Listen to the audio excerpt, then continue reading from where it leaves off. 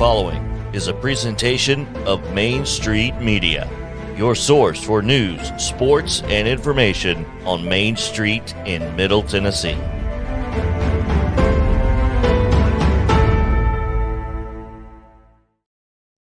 Sounds like 30 years of the best sports talk in Middle Tennessee, featuring Tennessee Radio Hall of Famer George Plaster, Tennessee Sports Hall of Fame coach Watson Brown, and Young Guns Billy Derrick and Michael Cindric. And now, here's your host, George Plaster.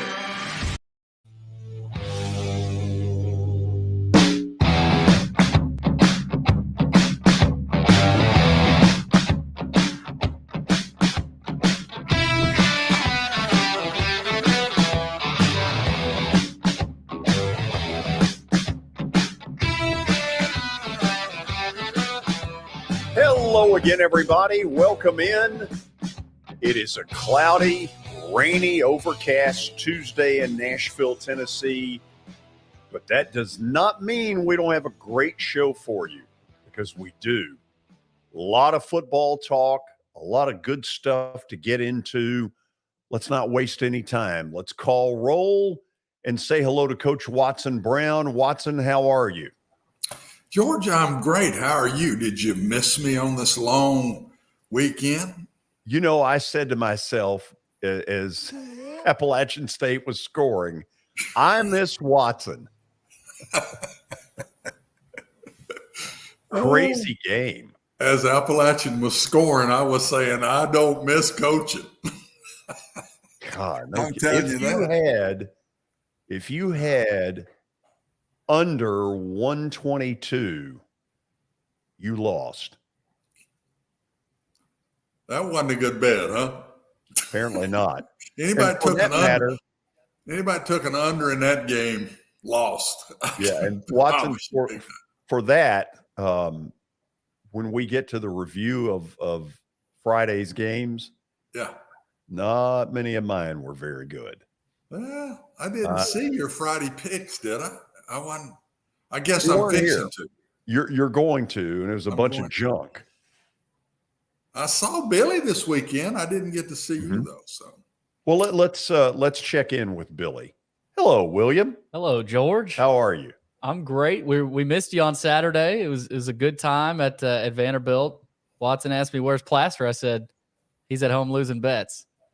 No, I'll tell you what. I was watching the game of the week in college football. That Utah-Florida game was tremendous. That was great. That was great. Watson, you know him. Billy Napier can coach. I said it when they hired him. I said, this is a perfect hire for their situation. And he is a very good football coach. He's not a bells and whistles guy now. No. He don't get out in front and wave the pom-poms and cheer. And that's not Billy. But not a lot of kissing babies. His teams are always going to be tough and disciplined, and they're going to play hard. And that's what you said. That's the one bad thing I had to go to Nashville. I missed that game, but I know how it went because I just know Billy's teams. And Florida needed that desperately. They needed his type of personality in that That's program. what I think too, Billy. That's what I meant. That was a perfect hire to me. Mm-hmm. And I kept wondering what Dan Mullen was thinking as he watched that game from the studio, saying, I never saw this out of my team. I don't think he said that. Oh, he did. Oh, come on. To himself? We coaches only see the bells and the whistles, the pretty things, man. We're not going to take shots at ourselves. We get enough of those as it is. We don't need to do it to ourselves. Hey, we've got not only a lot of college football, but the NFL begins Thursday night with Buffalo and the Rams. The Titans, of course, open Sunday afternoon. That's a 3:25 start against the New York Giants. And with that in mind, it is time for Terry McCormick's Daily Titans Update. Terry, how are you? How are you guys? Good. At the office, I see. At the office. It's beautiful. It is. It's picturesque. Give me a note or two that unless we talk to you, we would not know about this football team. All right, George, I'll give you one. I talked to Josh Gordon yesterday before practice, and he said that he had an opportunity to sign back with Kansas City, but when the Titans approached him, felt like that was a good opportunity and a better opportunity for him. He was working to get up to speed on the playbook. In fact, when I approached him, he had the iPad out and there were plays, diagrams of plays all over it. So he was busy studying. Sorry that I interrupted his study time, but I think there is a possibility that if he really, gets things together quickly, that he could be a practice squad promotion for Sunday's game. Now, that said, if he is, the Titans would probably just elevate him from the practice squad and wait about adding him to the 53-man roster if he has success. The reason for that is if they just promote him for the game and don't actually add him to the 53-man roster, then his salary does not become guaranteed like a veteran's salary would if he's on the 53 in week 1. Terry, we all know there's certainly some upside to talent. We also know that off the field, he has had a ton of issues. What did he tell you there? Well, I asked him about that, and he said that, he's very blessed to continue to get an opportunity to play in the league. And he said that, he's doing his best and he goes out with his head held high. As far as I can tell, he's not had any trouble in the last 2 to 3 years. So he's in a situation where maybe he has turned the corner and has the people he needs in his life to keep that problem at bay. For the Titans' sake and for his personally, you certainly would hope so. Terry, I may be throwing you a curveball. I honestly have not kept up enough this weekend. Has Brett Kern signed with anybody? I've not seen that he had signed with anybody. There was a report that came out, I saw it on Twitter last week, where his father had talked to a radio station, I believe it was in the Buffalo area, and they said he would not be signing with the Bills and that he was waiting in Nashville as almost the Titans wanted him to be insurance in case this kid, Ryan Stonehouse, didn't work out. Now, the crazy thing about that is, that's kind of odd, in a way, but Brett is rooted here with his family. So, maybe there is an element of truth to that.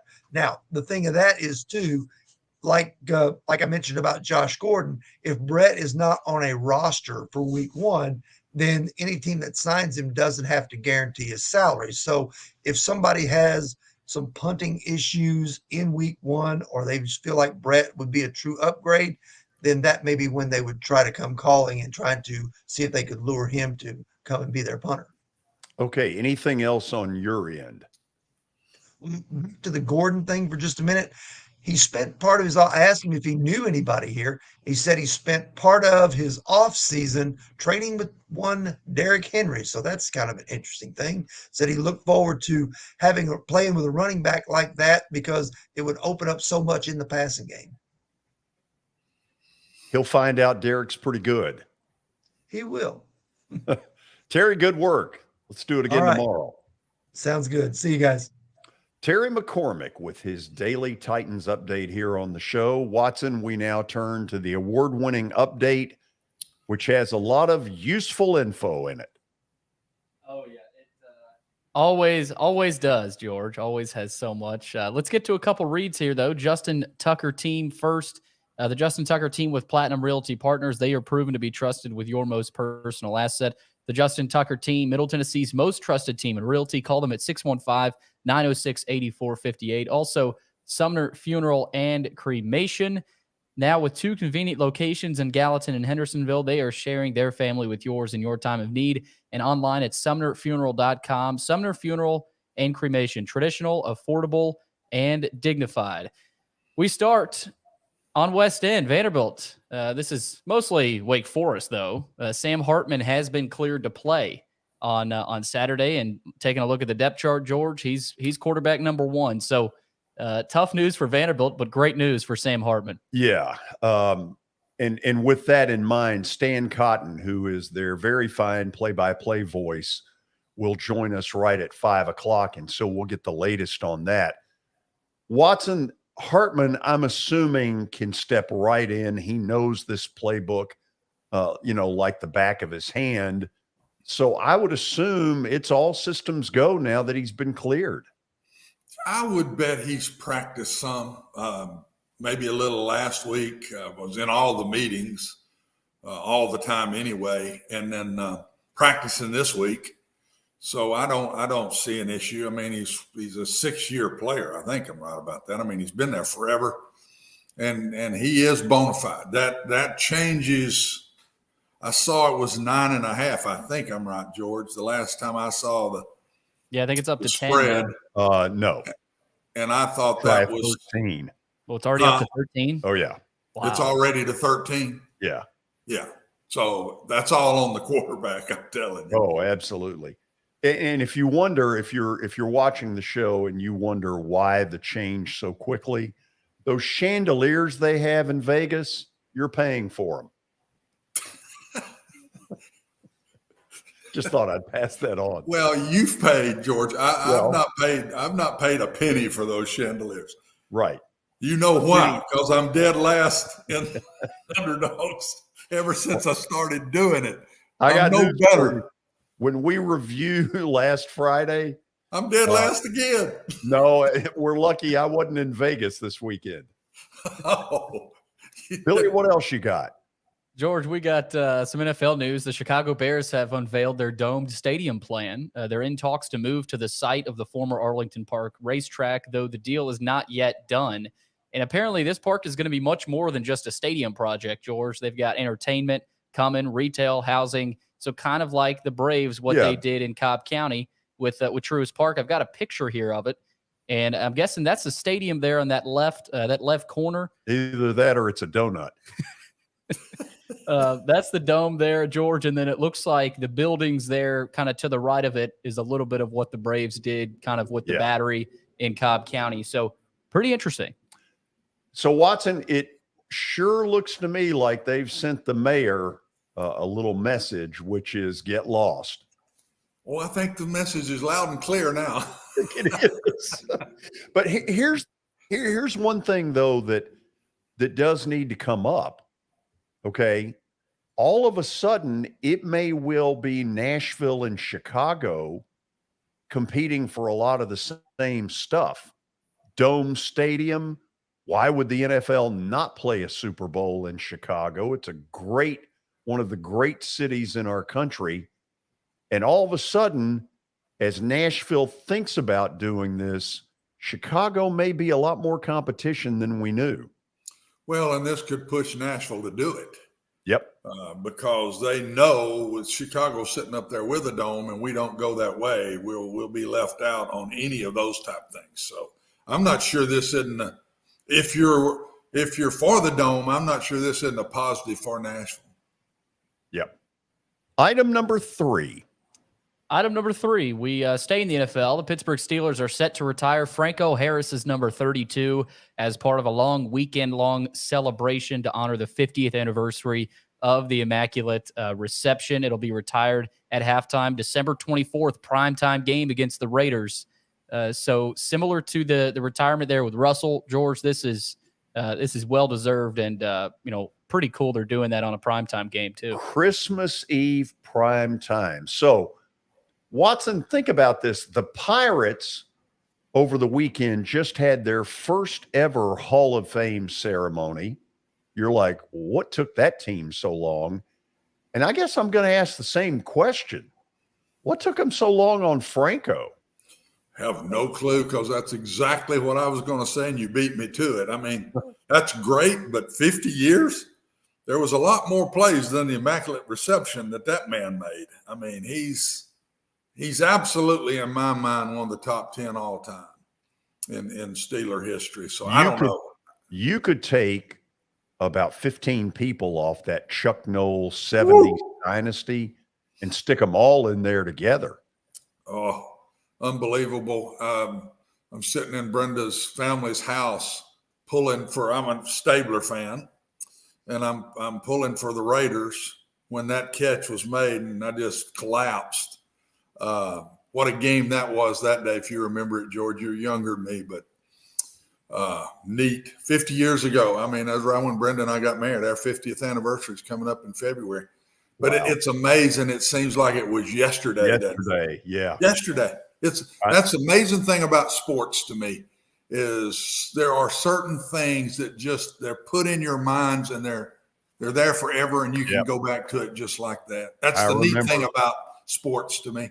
Yeah, I remember exactly where I was. It was on a Saturday afternoon. It was back then the NFL playoff games were Saturday, Sunday, and they were all noon and 3:30. This primetime stuff was not happening at that point.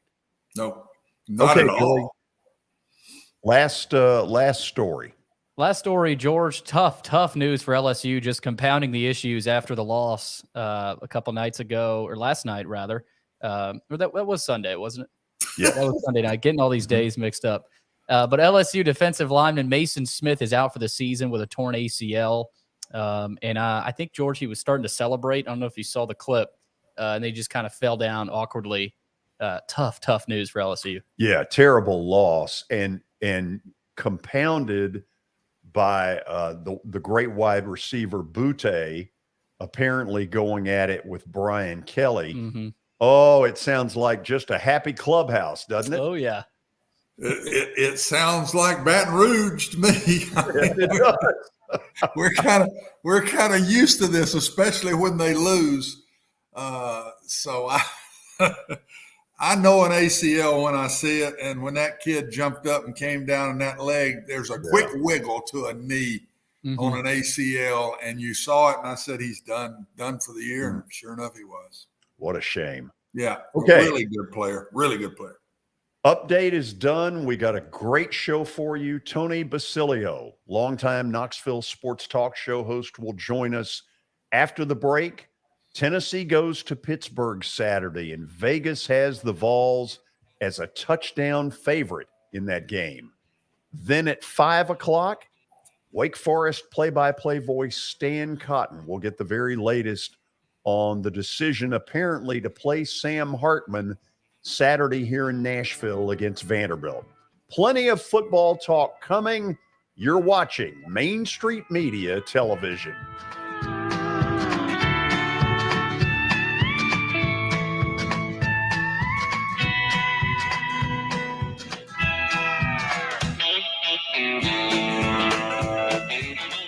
Buying or selling a home can be a very personal experience. Why not go with the team that receives nearly all of their business from referrals? Clearly a trusted name in real estate. The Justin Tucker team with Platinum Realty Partners has sold more than 500 homes in the last 7 years. Voted best in Sumner County multiple times. Proven to be trusted with your most personal assets. Call the Justin Tucker team with Platinum Realty Partners at 615-906-8458. The Justin Tucker team with Platinum Realty Partners, Middle Tennessee's most trusted team in realty. I highly recommend Sumner Funeral and Cremation because of their caring nature and attentiveness to detail. Pre-planning your funeral now will bring you peace of mind and less stress to your loved ones. When the chaos of losing you happens, your family can honor and celebrate your life, knowing things are happening just as you wanted them to. Pre-planning determines the details of your funeral, cemetery services, and can be less expensive. We are honored to serve you and are always here for you in your time of need. Sumner Funeral and Cremation. Traditional, affordable, dignified. SumnerFuneral.com. Jody Jones Dentistry can handle all your dental needs, from the basics to cosmetic procedures. All of this in the nicest dental facility I have ever seen. Jody has done it right. They're located conveniently at 55 Music Square East, and for an appointment, it's simple. Dial 615-259-5100 and tell them Plaz sent you.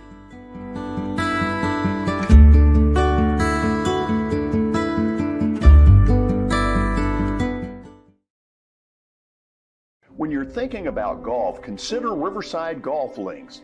Under new ownership, the course has improved dramatically. It's now 27 holes, complemented by a 9-hole executive course. Book a tee time now at 615-847-5074 and get ready to enjoy the beauty of golf in the Old Hickory area at Riverside Golf Links.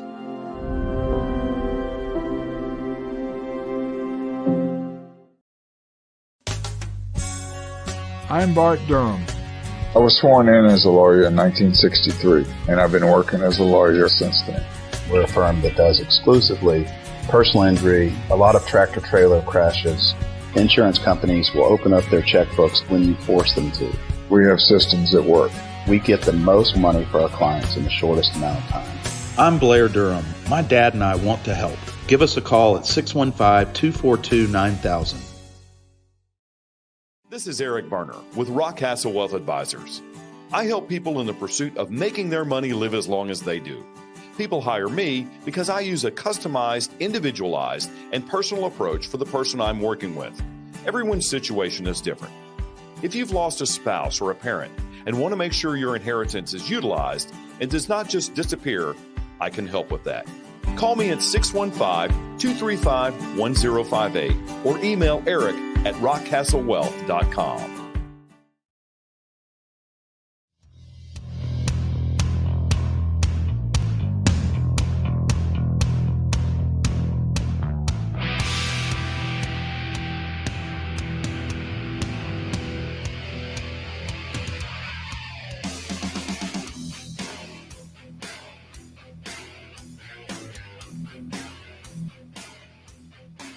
We are back and we're headed to Knoxville, Tennessee to say hello to longtime sports talk show host up in that area. Tony Basilio joins us for his weekly visit. There he is. There he is. Lost you there. How you doing? Great, George. How you doing today? Flag looks good in the background. Trying, man. We're trying over here. I'm very impressed. So what was Thursday night like after the game? I would imagine everybody was pretty happy. You know, we were on for I think I went off the air at 2:45 Eastern time, our call-in show that we do. So people were more than happy. The problem with a game like that is that I don't know what conclusion, if any, you can draw from a game of that ilk, if you know what I mean. You know, while Pittsburgh running concurrent with Tennessee the other night with their battle with West Virginia, you kind of learn a whole lot about them. And for Tennessee, they just got through an opener and basically played a clean game, which I guess is a good sign when you play somebody you're much better than, and yet you can play a clean football game. You basically took the words out of both me and Watson's mouths. Watson, why don't you pick it up from there? Because you said exactly the same thing on Friday. Tony, to me, I'm really excited because this is kind of unique. You're going to know what kind of team this is in 2 of the next 3 weeks. We don't have to wait till midseason or game 6 or whatever. We're going to know where Tennessee football is after the Florida game. And when they got to go to Pitt and play Florida at home, they got Akron in between. This is going to be fun. I'm not sure I know because I didn't come up with any negatives from the first game other than pass rush. I didn't see quickness to the quarterback that I'd like to have seen. But give Ball State a little credit. They're getting rid of the ball really quick and a lot of their stuff. And but that's the only question mark I threw up from the game. But really and truthfully, everything's a question mark going to Pitt. Everything is. And to your point about the way this game here is a total contrast to styles. One thing I'll never understand about the coaching profession is last year, Pat Narduzzi found something that worked, but it wasn't his idea, so he didn't want to do it.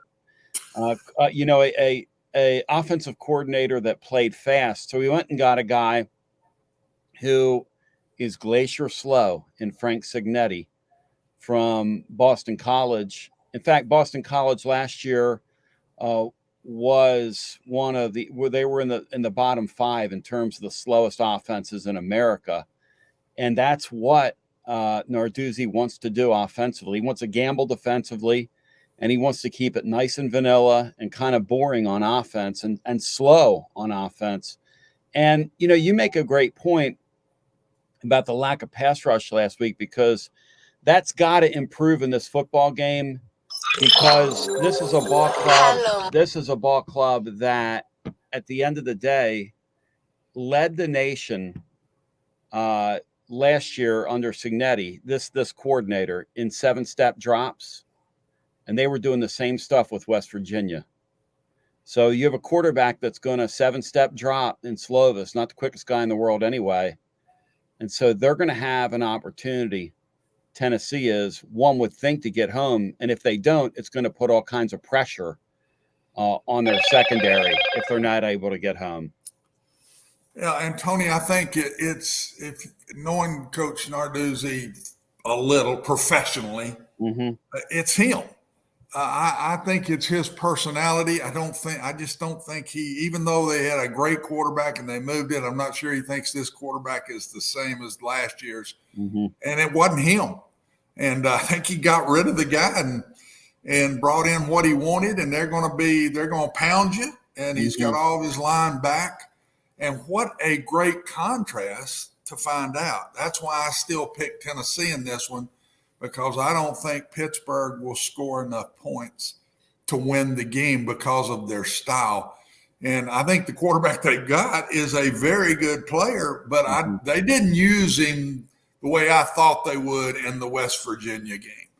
Now, the advantage they got is they have played a tough game. They had to play a close game. Their rival, a longtime rival, they came back and won the game. They got a lot more out of that game than Tennessee got out of the Ball State game. And I've seen Coach Narduzzi, and I want to get you to comment on this because he's setting this thing up big time. I read some of his press conference on Monday, and we got to run the ball better. We got to protect the quarterback better. We win games when we do those things the best. We're sitting here. We're not near as good. We're a measly little old ACC team with a mighty SEC coming to town. We're 5 to 7 point dogs in our home stadium. I mean, I don't know what we're going to do. I mean, he's setting this thing up now. Get ready, because it's going to be major contrast in styles. He's coming with a physical. He's telling his team now, we're more physical than them. If we out-physical them, we win this game. And Tennessee's going to have him all over the field, spread out. And I can't wait to watch it because it's going to be a major, not like last year's game. It's a different contrast to me. Well, it is, because they're going to play slow and they're going to play physical. And, they've got a couple of excellent defensive ends defensively. Now, West Virginia ran the ball at them, slammed it at them, in fact, which I don't think they were counting on. Tennessee fans are kind of annexing that, but I wonder a couple of things. I don't think Tennessee's line's as good as West Virginia. I don't think Tennessee's is going to approach this game the same way either. I think Hendon Hooker is going to have to do some things with his feet this week. When those ends get upfield, which they will, what you're getting from Narduzzi. And I like what you say. It's almost, he's so old school that the rhetoric, that's so predictable that he's going to play on.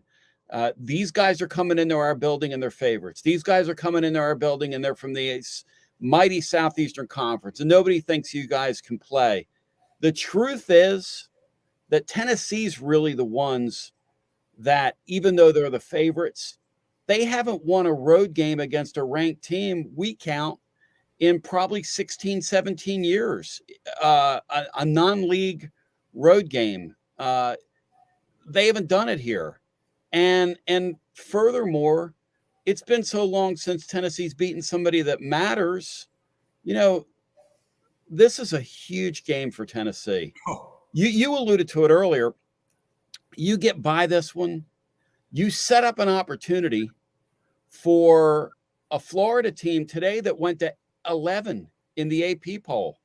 Tennessee cracked 24 now, but Florida's 11. That means Florida, after they beat Kentucky, which they're going to, they're gonna man. I mean, after what I saw, I don't think there's any question that's going to happen. And now Tennessee will have a crack at a top 10 Florida team in Neyland Stadium in a few weeks, but they've got to win this game. They've got to put themselves in a position to make the Florida game really a game of consequence. And you get through those 2 games, and all of a sudden you're Josh Heupel. You're in year 2. You're in year 2, and you come out of September 4-0. I mean, are you kidding? This thing is setting up perfectly for them, but they've got to get through this Pittsburgh team. And as you say, it is a classic contrast of styles, and this game will not be easy, not by a long shot. Pittsburgh's a physical football team. I've got respect for them. If there's a weakness, a question mark weakness in Tennessee, for me, it's the defensive fronts. Yep. And that's where Pitt is supposed to be the strongest. It didn't look that way to me the other day, but they're all back. Their whole offensive line and pretty much their defensive line is all back. So we're going to see another thing he said in there, Tony, to me, and he's old school. He don't care. No. He said, this team spread you out so far, you can't play zone coverage. Even though you call it zone, he said, you're still having to play the man out there. He's so far out there, and the receiver in man coverage. You have no choice. So he's already telling you he's going to line up in man free. He's going to put the extra guy in the box, and he's going to say, throw it out there, and let's see if we can get to you before you can. And again, contrast. So we're going to see a bunch about the Tennessee receivers because they're not going to be catching those seams and zones. They're going to have to beat people man-to-man in this game, in my opinion. And I can't wait to see if they can do that. They looked much more athletic to me on the flanks. And if they don't get the running game going, I think it will be much harder to pass the ball because you get in man-free and you got to hold the ball, and it's 3rd and 10 or 3rd and 12. Those are longer passes. And if we can stay with the slants and the fades and the shallow crossing routes and all that kind of stuff, Tennessee will have a shot. But if they get up there and they get behind the chains, Tony, so I think early downs, and the most impressive thing in the Tennessee game for me was the running back situation looks very good. They're bigger and they're athletic. I think Tennessee is going to run the ball and get more big plays out of their backs this year than they got last. I think you're right. I think Small's set up to have a better year. You know, he's a little more physical. It looks a little quicker, to your point. The Dylan Sampson guy they love. I told you about him in the summer. They love the fact, and he did not look like a freshman in that football game.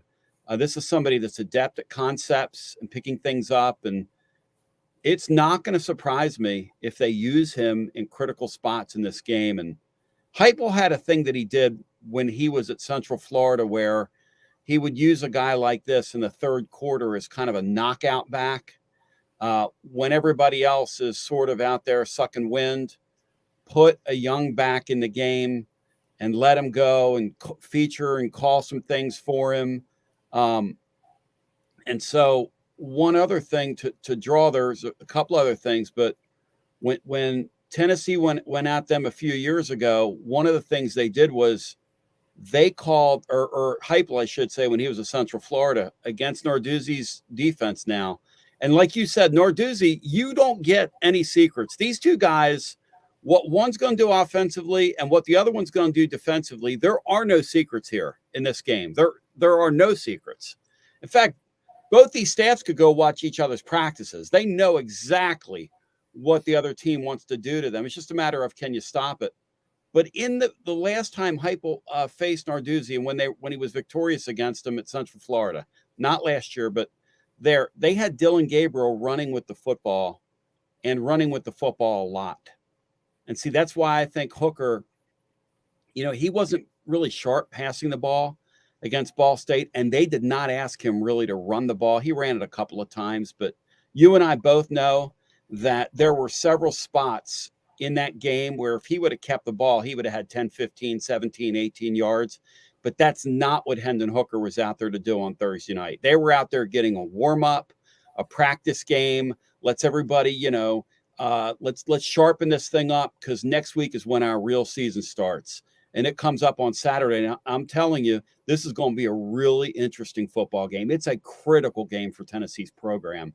It's a credibility football game for Tennessee's program. Yeah, it is. And Narduzzi's trying to set it up as bring the big stars in here, and lowly ACC will show up and just see what we can do. And George, I know you're sitting there. I really believe that the game will be decided by Tennessee's defense in being able to stop the coming right at you running game. Tennessee will score enough points, and if the game gets shortened, that's the only way, in my opinion, Pitt wins. And if Tennessee's defense lets them do their thing, that's when Pitt could win the game. If they get that under control and make them throw the ball, I think Tennessee wins. So, Tony, I know you saw this Thursday night. I was doing the same thing you were, kind of a 2 TV setup, flipping back and forth.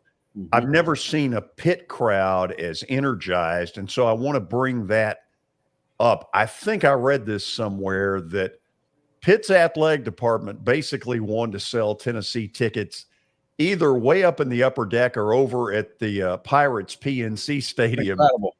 Yeah, tell me about that. So they gave Tennessee 200 tickets downstairs. Everybody else is upstairs. That's nice. The band gets to sit downstairs, and the Tennessee fans are going to sit upstairs. After last year, Tennessee took pretty good care of them in their building. And, last week, one of the things I think that really keyed that crowd last week is that the proximity of those two schools and the West Virginia fans really drove that market. It's a pro market there. Look, I mean, the Steelers are debuting this weekend, and they're down. The Steelers are down, obviously. You guys were talking about Franco Harris before I jumped in here, and that's always going to be Pittsburgh's identity, the Steelers. And it's kind of a shame because at one time that was a tremendous when Johnny Majors handed it to Sherrill, they had a tremendous thing going at one time, but the glory days of that deal are long behind it, as both of you know, which is another reason why Tennessee should go up there, has to go up there and get a W. But yeah, they haven't done themselves any favors with the Tennessee fans and the way they've comported themselves on the ticket front. How do you think they try to handle Slovis? And I guess maybe I'm a bigger fan of Keaton Slovis than a lot of people are. Yeah. I think he can move around a little bit. I think he's extremely accurate. Talk to me about that. Well, I think you're right. I think the knock on Slovis is that he's slow. Look, he's not going to do what Hooker does. He's not going to do what the kid at Florida does. But he's athletic enough to extend a play. He's athletic enough if you lose discipline with one of your backers to hurt you. He's athletic enough if you take a bad angle to run for a first down or 10, 15 yards. And, in a game like this, I don't know how much more you need from a guy like that. So I think he's plenty athletic to be effective in this game. When you look at Tennessee's defense, and, Watson was talking about Tennessee's defense and how they're going to hold up. And I'll be honest with you guys, I don't trust Tennessee's secondary. I mean, I don't know what Pittsburgh has playmaker-wise after watching the West Virginia game. I don't know if any of us can answer that. And these early season games can really fool you because you can make rash judgments off week one, but who knows? In the middle of college football, which is where Tennessee resides, which I think is where Pittsburgh resides, which is probably where Florida resides. These teams, so little, I think, separates these teams on a week in, week out basis. Anything can happen here. Hey, do this for me before we let you go. Yeah. You know what the hatred level is toward Florida. And there's been sort of this feeling that, boy, can't wait to get Florida this year. We're going to be able to name our score and get a lot of payback. What's been the reaction up there to Florida and in particular to Anthony Richardson? Holy cow. What do you think? We're just sitting here going, I mean, my poor listeners and these poor fans are just sitting here going, why? Why can't just one time Tennessee just get a breather? What have we done to deserve this? Yeah. They were going to start out 0-2, and the only question was, were they going to beat the directional school before they came in here? And and now look at it. This Richardson guy, and that's a great thing about college football. You get a quarterback like him, the way a lot of defenses are set up these days, including Tennessee's, it's like playing 13 on 11, if not 14 on 11. He was unbelievable the other night in that game. I'm not sure how much is around him. He was unreal in that game. Unreal. And I'm not sure how great of a passer he is, but I'm not sure how much that's going to matter, because up here, when he plays Tennessee, I'm just so concerned about Tennessee's tackling and the emotional side of that thing. Here's the one thing I'll give Tennessee in that matchup, though. I don't think Heupel is a guy that's going to allow the history of this thing to inhibit the way he's going to approach that game. I think that when Florida comes to town, Josh Heupel's going to be Josh Heupel. That program's going to be itself under him. They're going to play fast. They're going to be wide open. They're going to try to do the things that he wants to do. And, may the best team win. And I'm with Coach. That's one of the things I love about this week's game. I know that's how they're going to approach this game up in Pittsburgh. And it's college football is such a game of matchups. It's a lot like hoops in a lot of ways this week. One of these teams is going to make the other play its game. And the team that does is probably going to be successful. Now, I will tell you this. I do think Tennessee could play Pittsburgh's game. I'm not sure Pittsburgh could play Tennessee's game. I'm not sure the coach would let him play Tennessee's game. No doubt about it. I think he'd rather lose. I think the guy would rather He's lose. not going there now. He's hard-headed. The guy won a conference championship playing wide open football last year. And he told his offensive coordinator, see, you wouldn't want to be you. I mean, can you beat that? Can you beat that? Is that a professional? That's why I'm telling you, he's not going there. Hey, Tony, before you get out of here, sometime around 6:15, 6:30 Central Time Saturday, unless it goes to OT, you're going to light it up with your post-game stuff. Tell people about it. So, over at tclub.team, we're going to go live as soon as the game ends. And I'll tell you this right now, it is a hoot and a holler. I have people tell me, Kentucky fans or fans of other teams, and they go, I don't really care about the Vols, but man, those people are crazy. And invariably you get an afternoon game like that, and you have people that have been drinking all day. And I'll tell you what, if Tennessee loses to Florida this year, you're going to hear a host that's drinking on the air. Because, hey, listen, a man can only take so much. That's kind of where I'm at right about now. So, when in Rome, brought to you by Jack Daniels. Yeah, we're available over at tclub.team, and come give us a shot. And George, thanks again. It's always great being with you guys. Oh, listen, the pleasure is ours. Thank you so much for doing this. Yeah, thank you. He is terrific. Man, what a hoot he is. Oh my God. He's right about one thing.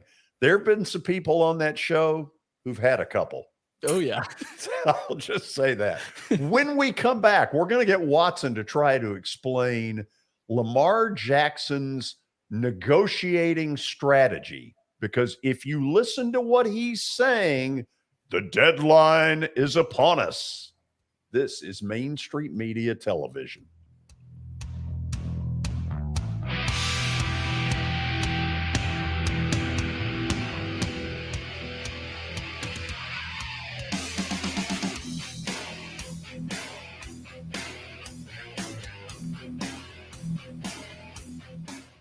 For Dustin Timmons and Joey Donnelly, they welcome every opportunity to serve and satisfy their clients. Whether you are looking to build your dream home or renovate your current home, their team will ensure that every client and remodel is unique, luxurious, completed on time, and within budget. Contact them today to set an appointment for a free consultation or to view some of their completed projects by logging on to DonnellyTimmons.com.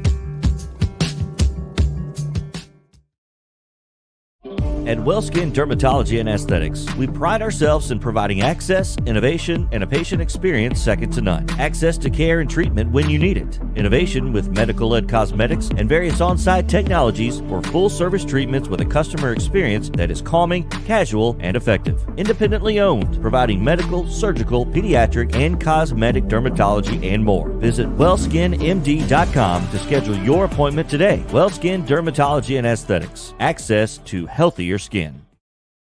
It's your last chance to get a spring tune-up for summer. Complete Service Heat and Air can clean your coils, check out your motor, and make sure you have cold air on that first hot day of summer. Complete Service Heat and Air is located in White Bluff, Tennessee. We do service and repair on heating and air the right way. 24/7 service. Call us at 615-797-3997. That's 615-797-3997. Serving Cheatham, Davidson, Dixon, Hickman, Humphreys, Montgomery, and Williamson counties. Have you heard about the high levels of radon in Middle Tennessee? Radon gas is the second leading cause of lung cancer, second only to smoking, and has no color, no taste, and no smell. The only way to know if you have radon is to test for it. Duret Radon Mitigation offers testing for small and large-scale residential and commercial properties plus mitigation services. Visit DuretRadonMitigation.com to request testing or get a free estimate for mitigation. That's DuretRadonMitigation.com.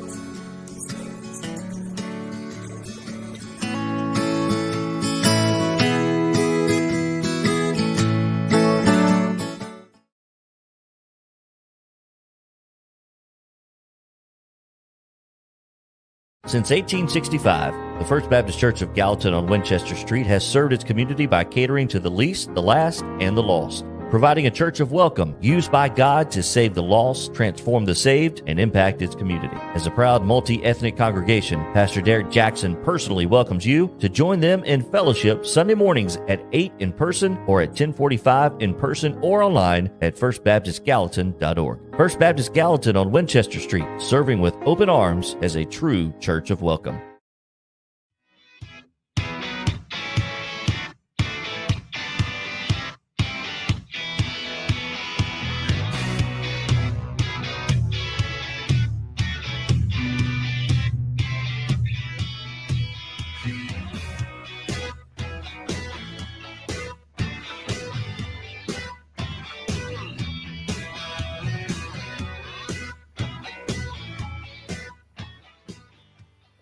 Well, I'm still recovering from hearing that some of Tony's listeners in postgame may have imbibed beforehand. Watson, I never would have thought that. That was a shock to you, wasn't it, George? Oh, absolutely. The best part of it was the host might start if Tennessee loses to Florida. That's great. He's great. So now we try to reel it back in. Watson, Lamar Jackson, Baltimore Ravens quarterback, is his own negotiator in this sort of stalemate with the Ravens. What do you think when you hear he does not have representation? Well, I never had an agent through all my time, so I can relate to it. It gets a little more personal when you don't have an agent. I'm not sure you do as near as good a job as you could with a financial advisor or whatever, working out all the things. I look back on some of the things I did, and I probably didn't take care of this or didn't take care of that.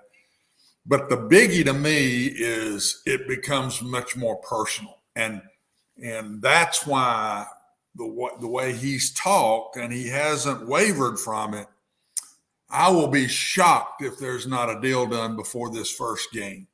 And I just don't think the Ravens want to deal with that.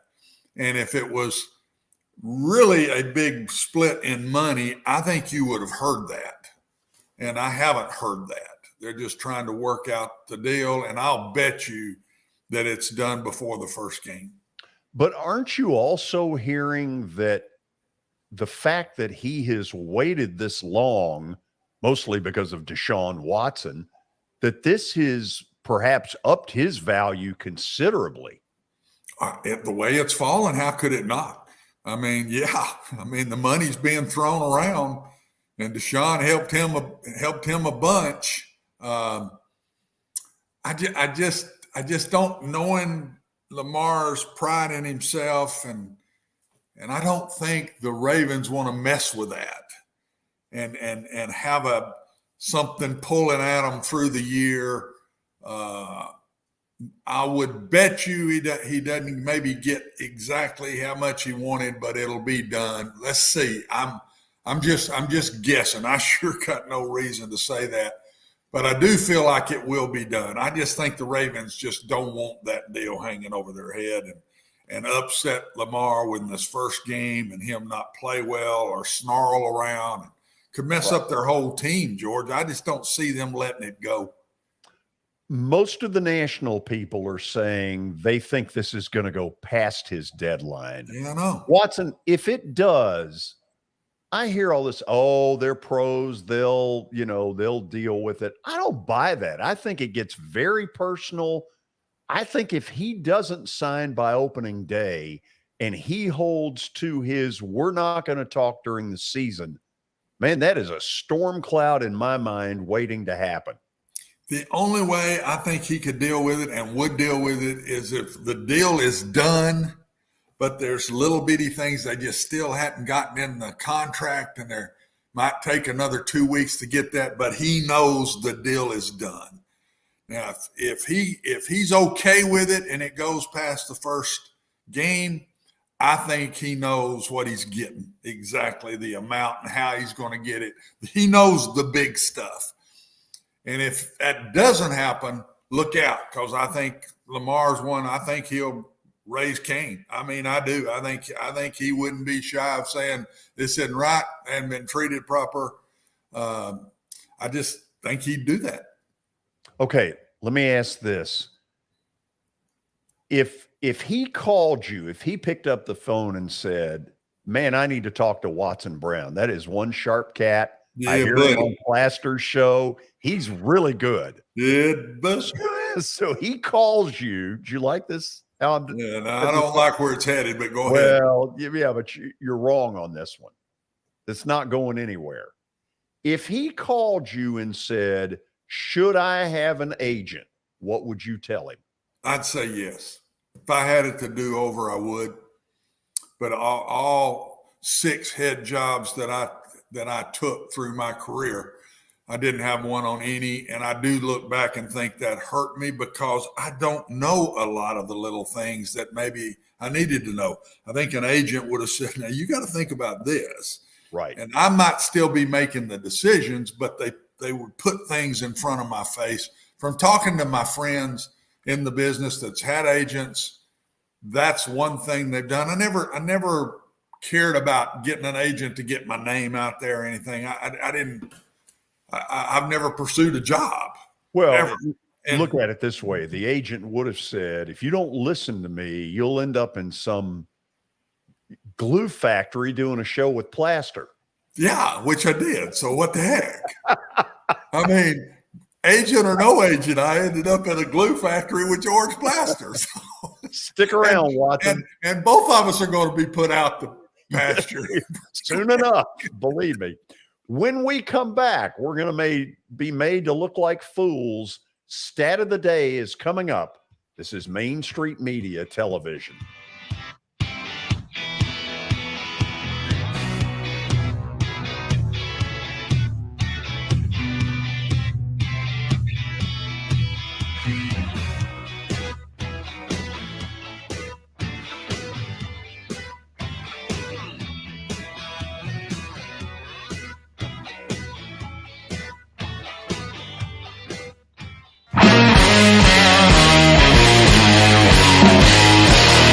Tell me a little bit about your company. So One Stop Realty has been around since 1974. We are your hometown brokerage. It is family owned by me. We have 30 agents that are waiting to help you with all your real estate needs. That counts as residential, commercial, and property management. We also will be getting into the auction business at the end of this month as well. We have listings that range from every price range that you can think of on the real estate market. I know Shelly Tucker has a new listing coming up in Gallatin. Heather Patton has one in Madison right around the corner here. I have one coming up myself. We have everything you need as far as real estate, and we have the expertise to help you out. Beautiful. Give them a phone number. Phone numbers for the office is 615-822-0750. You can find us on the web at www.onestoprealty.tn.com. Thanks for getting involved with us. George, really thank you for appreciate having this. Yeah, it's going to be fun. I think so.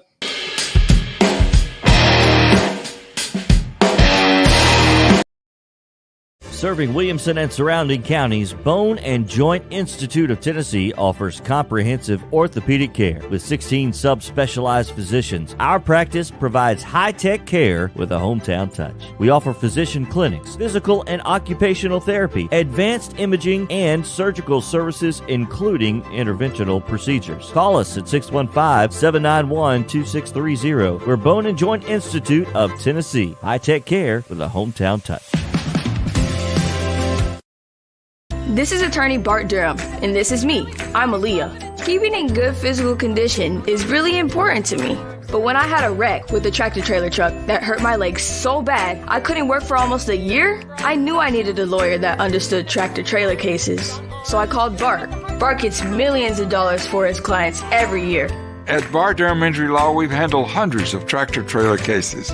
My dad and I want to help. Give us a call at 615-242-9000. The high school football season is here, and nobody handles Friday nights better than Main Street Media. Here's Zach Womble with details. That's the name of the game here at Main Street Media and Main Street Preps. Is, we've been doing this for a long time now, and I think you hit on it. We've got an army of reporters across all of Middle Tennessee. I think there's about 130 schools in the Middle Tennessee area, and we try to cover all of them. We cover about 11, 12 counties at this point.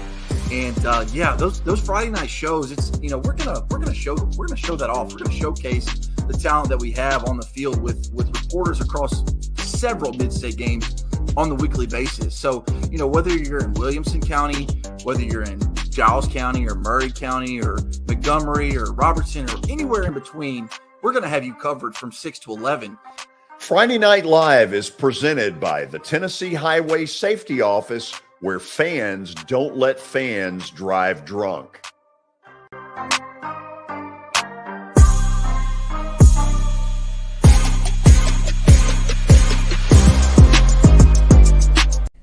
Hey everyone, I'm John English. This is Keith Wallace, and we would like to welcome you to John English Antique Sports and Cards in Shelbyville, Tennessee. We specialize in graded and ungraded sports and non-sports cards, vintage wax boxes, and unopened cases. We have a large selection of PSA graded cards. We also specialize in old sports collectibles, baseball, football, basketball, golf, and tennis. You can find it all at John English Antique Sports and Cards. We are happy to be associated with Nashville's greatest sports antique, George Plaster.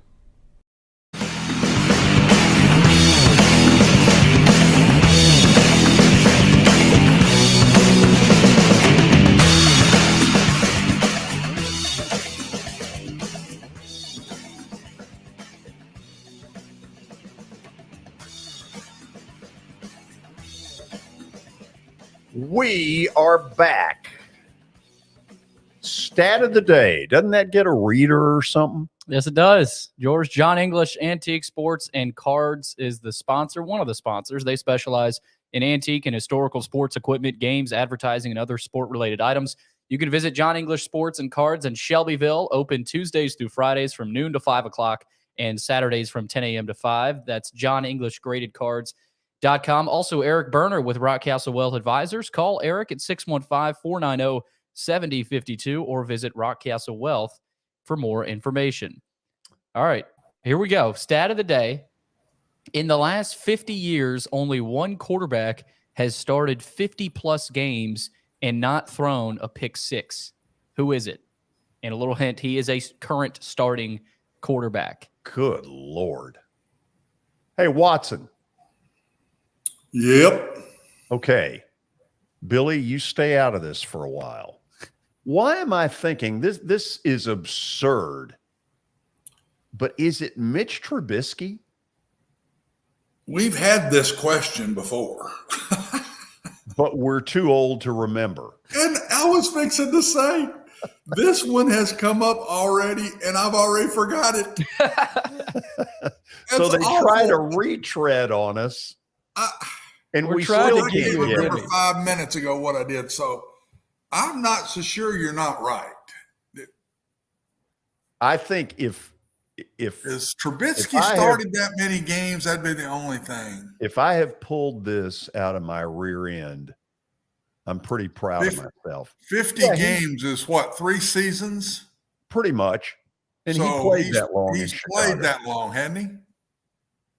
Okay, let's for the heck of it, just tell us if Mitch Trubisky is it. It is him. Yeah. There you go. When did we have that? I think Watson's right. I can't remember either. I don't remember exactly when we had it, but we've had this question before. It's the only way I would have gotten it. Well, I don't know about that, but I didn't get it and knew the answer. So what the heck? Well, think about this. I mean, it's not like this guy, set the woods on fire in Chicago. And I don't know what it is in Pittsburgh that makes them think he's going to do it there, other than he's just babysitting for Kenny Pickett until they decide he's ready. That's a crazy stat. 50 yeah, it is. No picks. And wasn't he named one of their 5 captains on top of that? Yeah. You don't name a guy that you think is wishy-washy. Well, is he my starter or not? You don't make him a captain. I don't know. I think they really think this is the guy for the year. I do. So you think for the year, not like till the open date? I think that's what they're thinking. Do I think he's going to make it through the year from his past history? No. I think Pickett's on his tail, man, and he's right there. And I think they'll put him in when the time comes. But I think the staff, the head coach, believes he's the guy, or you don't name him a captain. Do we have something to say? It's 5 o'clock. It is 5 o'clock, George, and Middle it's Tennessee. 5 o'clock somewhere. Yep, in Knoxville. 5 o'clock somewhere. According to Tony Basilio, maybe on Saturday. Middle Tennessee Bone and Joint Clinic, they combine state-of-the-art orthopedic service with a family atmosphere. Whether it's a sports injury, a sprained ankle, or a major joint replacement, Middle Tennessee Bone and Joint has the staff, training, and equipment needed to take care of any patient in any circumstance. Visit mtbj.net for more information. Okay. It may not mean a ton at the moment, but as the season really starts getting going, who are the top 4 and in what order of a college football playoff may become a hot and heavy topic. Right now, it seems pretty obvious. So, Watson, let's just go 1 through 4 at the moment, and you go wherever you want to go. Well, I haven't changed Alabama, but we don't know. They didn't play anybody. Georgia, by the way, they just fantastic. Scored about 20 seconds ago. Yeah. Georgia looked fantastic. How good is Oregon? I'm not sure Oregon's not going to be 7-5 team before it's all said and done. I think Ohio State had the best win to know where they are. I think Notre Dame's pretty good. I think Notre Dame will stay around 10 to 12 all year long. And I think I moved them down, but I'm not sure that was fair because their defense was much improved over last year Saturday. And that offense is going to get going. Yeah, their defense. But the only team that played anybody in this bunch, I think George is very good, was Ohio State. Notre Dame is 10 to 12 now, in my opinion. Clemson is 4, only because I'm not sure how good the ACC is. I still don't think their quarterback can win them a national championship. but I saw one that might. The freshman they not brought ukulele. in, he's good. This kid's good. He's very accurate. A really good sense of timing for a true freshman. This ain't a redshirt freshman. This is a true freshman. And he's athletic. He can run. He looked so much quicker when he went in the game than the starter. I just got a feeling I think this is what happened with Deshaun Watson. They started another guy in Deshaun's freshman year, and about game 3 or 4, they made the switch, and then boom, they took off. Watch this close, because Clemson's defense is every bit as good as those 3 in front of them. Oh, yeah. So they've got the defense.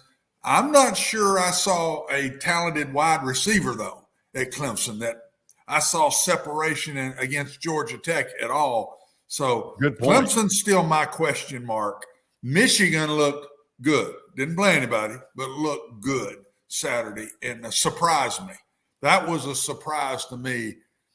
Florida was not a surprise to me. I nearly picked that game, as usual. It didn't, in our underdogs. So my wife says, "Why don't you go with your intuition instead of anything else?" And well, she's right.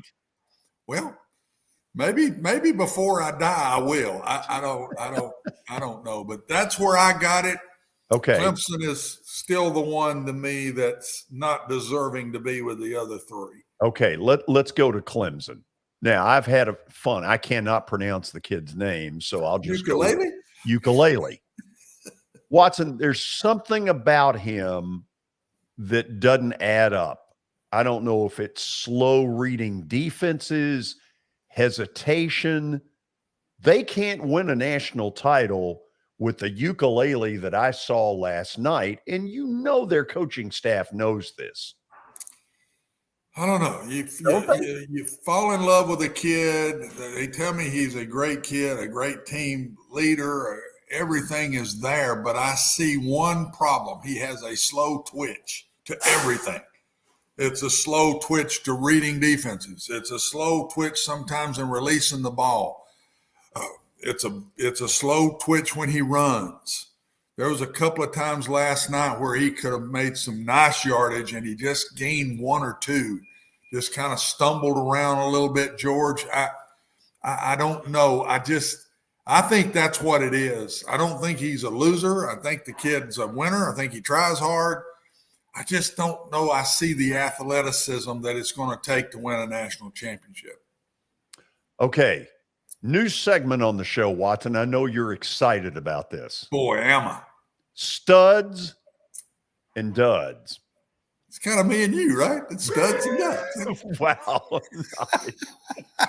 Yeah, it's fine. You've been waiting, I've been holding that one. Ever since I wheeled you out to midfield in that wheel. Ever since you said we're going to have a granddad's thing, I've been waiting. I've been waiting in the weeds. I finally got my shot. Studs and duds. Right here it is. This thing on my screen's reversed, though. The stud needs to be on this side, the dud on this side. Okay. There were probably a few more, but I listed 4 studs in college football this week. Let's start with the first one. Is Georgia so good that they are at Alabama's level? I can't say they're not, but I don't think Oregon's going to end up that good. I just didn't see it in Oregon. I didn't see it. So I'm going to say Oregon is 7-5-ish, 8-4 at the best, which means that Georgia's probably still got some proving to do to us. Bennett was fantastic. I mean, what a difference in him this year and at the start of last year, George. My gosh, if Georgia takes the next step, it's a quarterback. The kid just played lights out.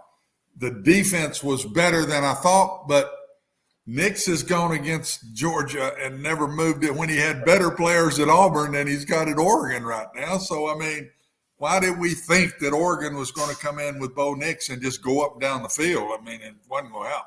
How would you have liked to have traveled all those thousands of miles to get your butt handed to you 49-3? The best thing those people could have done was going to the Braves game on Sunday. Thank you. I don't think they were hanging around after that loss. Probably not. Let's go to number 2. This was Friday night. Watson, it's not that Duke won, but 30-0. Well, and if you watched any of it, which I did, dominant. They were much more physical than the Duke team was last year. And I don't know if they have a lot of players back or what. I don't know enough about the Duke team, or did he bring in a bunch of transfers and it's a brand new team? But the physicality of that team was not what I saw in last year's team. They had to kind of trick you a little bit and throw it a lot. And man, I mean, Duke lined up and played sound, tough football.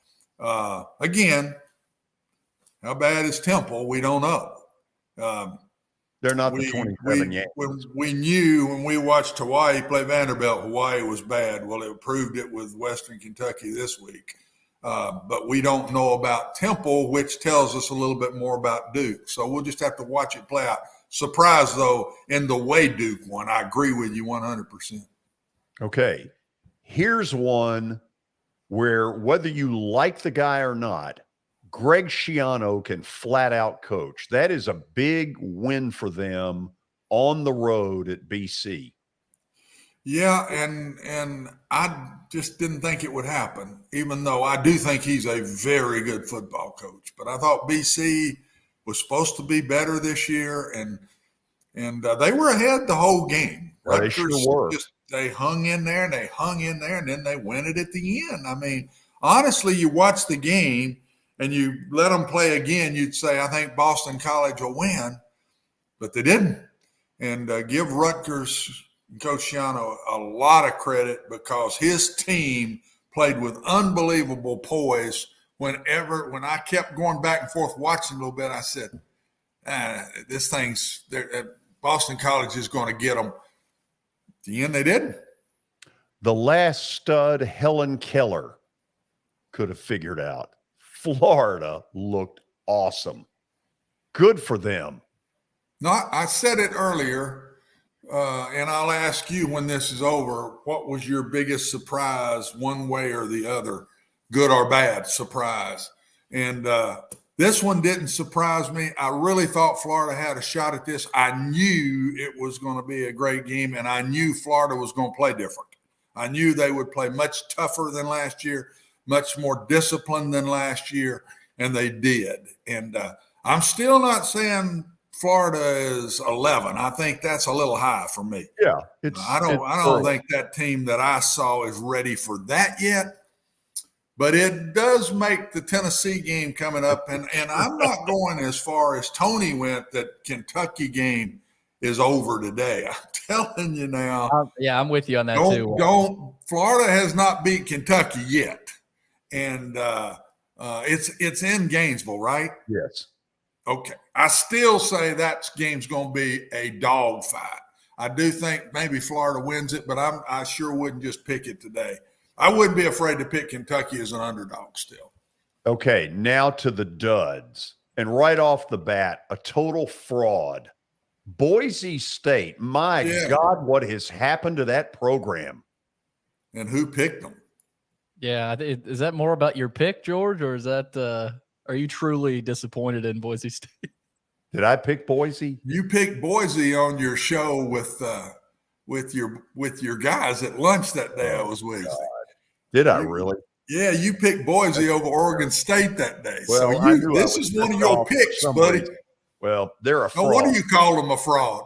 It's fraud time. It's fraud time, Watson. With a capital F. Boise, they were down 17-0 before the woman sung the anthem.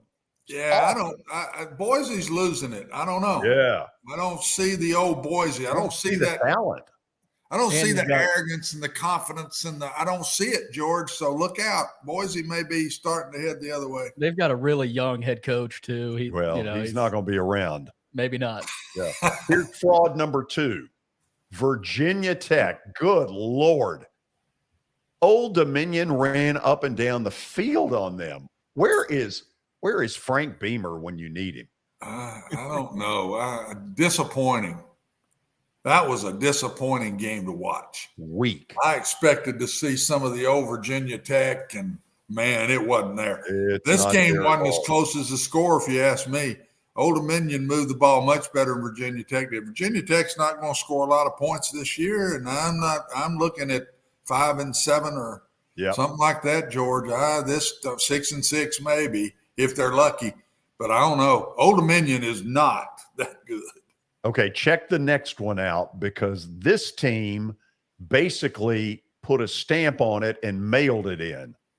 Louisville, not even competitive at Syracuse. What in the world?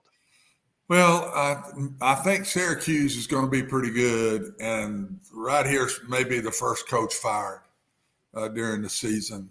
He was in the hot seat. They've never that is never G'd and Hall since he went there. And he was a very hot coach. I think he was at App State and went to Louisville. Very hot guy. And it just from the day he went there, George, it just hadn't looked like a match. And the only thing hot now is the seat. Yeah, it's hot, and they may have looked as bad as anybody we've talked about here. Okay, the last one. Can you imagine the bus ride home from New Orleans to Baton Rouge? Butte basically calling Brian Kelly, what was it, a poor man's Ed Orgeron? Oh, Clubhouse Harmony. George, I think that was a fake tweet, actually. Was it? Yeah. Well, it sounded good. Yeah, I thought it was real too, but I checked. It was a fake Brett McMurphy account. I saw Watson for 3 quarters, very little offensive creativity. A very poor coach team in that game. That doesn't mean the coach is poor. But in that game, that was a poorly coached football team. They made all the mistakes they made, in my opinion, weren't physical. Most of them were mental. I thought they were real conservative early. This quarterback Daniels has played a lot of football. There was no reason to come into this game. Florida State wasn't with their guy. No. And I thought LSU was very conservative early. And then when they got behind, they let him go, and he looked like the guy we've been watching play. And I still think LSU can have a good team, but he's got to get back and get some stuff worked out. And if I'm him, I just stay cool and take all the credit myself for what went down. I wouldn't be pointing fingers at players. I'd get back and point fingers at myself and say, okay, we got a lot we got to get corrected here, and let's get going. This is my fault. It's obvious I hadn't been able to communicate to you the proper way. Let's get this worked out. We're still okay. If he does that, they may still be okay, because I didn't see a lack of talent. I didn't. Now, is that some of the better LSU team talent-wise? No, but it's not a poor SEC football team. There's still talent on that field for LSU. And I just think he's got to take it all himself behind closed doors. I'm not talking about what he says to the press, but behind closed doors, he's got to walk in front of his football team and say, guys, I didn't get you there, but I'm going to. Just hang in there with me and let's go. And don't point fingers at the kids, because it wasn't just one piece of their team, George. It was not good. The ending is straight out of North Dallas 40, the movie, where the field goal kicker, Preja, misses the extra point at the buzzer of a playoff game. That's the last one of those I can remember. What a comparison. Preja, yes. Okay, after the break, we're going to have some fun. Wake Forest play-by-play voice Stan Cotten is going to join us. The news is out. Sam Hartman, it appears, will play in the game Saturday here in Nashville against Vanderbilt. This is Main Street Media Television.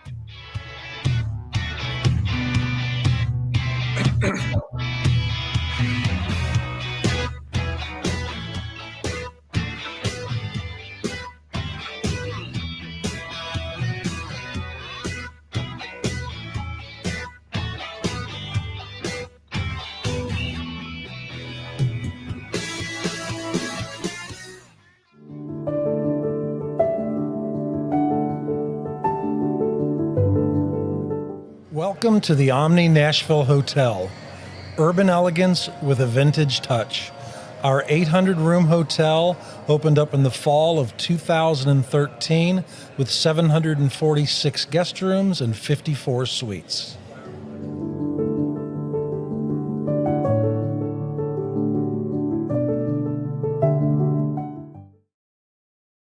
At Sumner Funeral and Cremation, our mission is to serve families as our own, celebrate the life of their loved one, and help begin the healing process.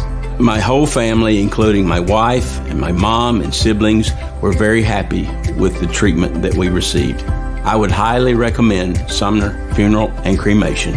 We offer funeral, burial, cremations, and pre-planning services. Sumner Funeral and Cremation. Traditional, affordable, dignified. SumnerFuneral.com. Hi, this is Melissa Hoisington, Regional Crisis Director from Volunteer Behavioral Health. Disasters can affect everything in your life, including your emotional health. Help is available during these uncertain times. The Tennessee Recovery Project is a free, supportive resource for adults and children who have experienced the effects of natural or human-caused disasters. Specialists are available for counseling by phone or in person. For free, confidential service, please call 833-954-2424. The hotline is open 7 days a week, 7 a.m. to 9 p.m. Move forward with the help from the Tennessee Recovery Project. This is Eric Berner with Rockcastle Wealth Advisors. I help people in the pursuit of making their money live as long as they do. People hire me because I use a customized, individualized, personal approach for the person I'm working with. Everyone's situation is different. One area I can help with is if you are newly or nearly retired, or maybe have changed jobs and have an old 401k account. You may need more information to help you clearly understand your options. Call me at 615-235-1058 or email eric@rockcastlewealth.com. Do you love bacon? I mean, do you really love bacon? Who doesn't, right? The third annual Murfreesboro Bacon Fest is coming up Saturday, September 10th. Admission and parking are free. The Bacon Festival will feature live music, food, and craft vendors. And did I say bacon? You can ride a mechanical hog ride. Visit the Kids Zone with free inflatables. There will also be hourly raffles with great prizes and an opportunity to purchase Bacon Festival merchandise. And did I say bacon? Yeah. There will even be a bacon eating contest. Visit the third annual Murfreesboro Bacon Festival Facebook page for all the details.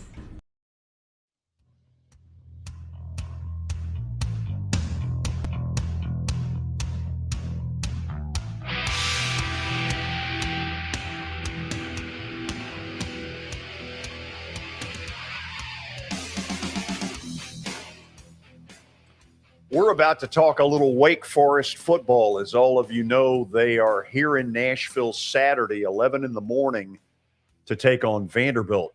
Their play-by-play voice, Stan Cotten, has been there for the last 24 years, went to the University of Tennessee, and that's where I got to know him when both of us were in college. Stan, we were young and thin, and it looks like one of us has stayed that way, and that is you. How you doing?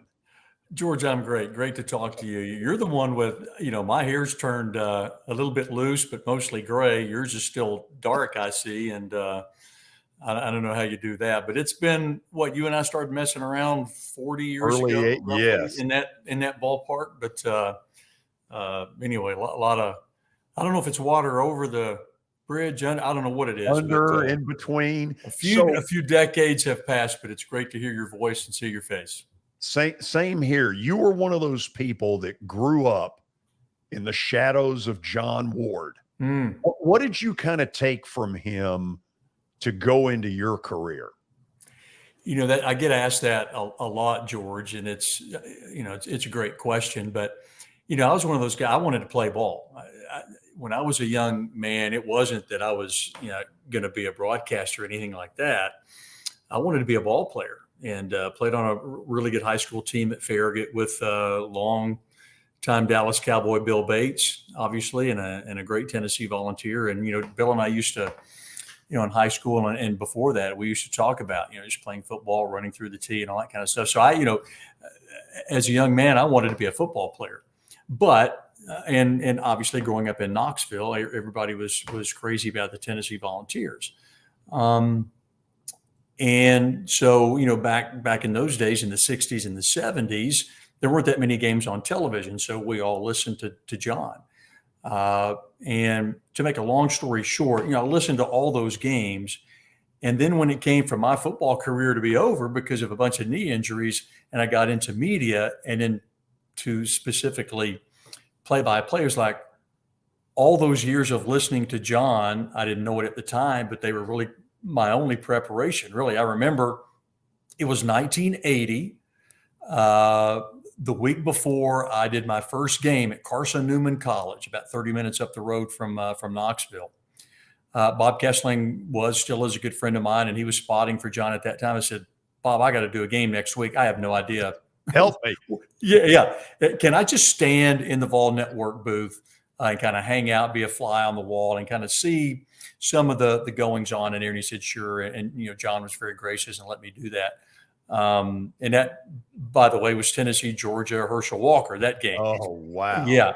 So, but anyway, the next week I was in the booth myself calling games. I've been doing it 40 plus years now. So, but again, I didn't know it at the time, but all those years of listening to John, when all of a sudden I was the guy behind the mic, that's just kind of, that was the foundation that I had. And I'm not sure you could pick anybody else to have a better foundation built around than John Ward. Oh, it doesn't get any better. And No. One of the things that a lot of people don't know, you, me, Mike, Keith, he helped a bunch of young guys, and he never really let that get out there. But anytime you would ask for help or advice, man, John was there. Yeah, and John's a very private person. I grew up as a young man in the same neighborhood. We lived in the same neighborhood. And so I got to know John over the years in a lot of different ways, as a kid in the neighborhood. And then as someone in the media, obviously, when I got into that. And but, very private person. And but he did so much for people. He used to write me every now and then. I would get a note in the mail, a handwritten note from John. Hey, I was in the car, heard a game, did great, whatever. He was just very giving of himself, and he knew, I think, how much notes like that would mean to young folks who were trying to do what he did. And so, I can't ever repay those special times with John. And but he was one in a million now, as all of us Tennesseans know. He was the best. And give us the news that got out today about Sam Hartman. What can you tell us about what's been going on? Is he really going to get to play beginning to end if he's healthy Saturday? Yeah, I think he's going to start. And that news broke. Wake Forest had its Coach Clawson had his weekly press conference today. He always has it on a Tuesday.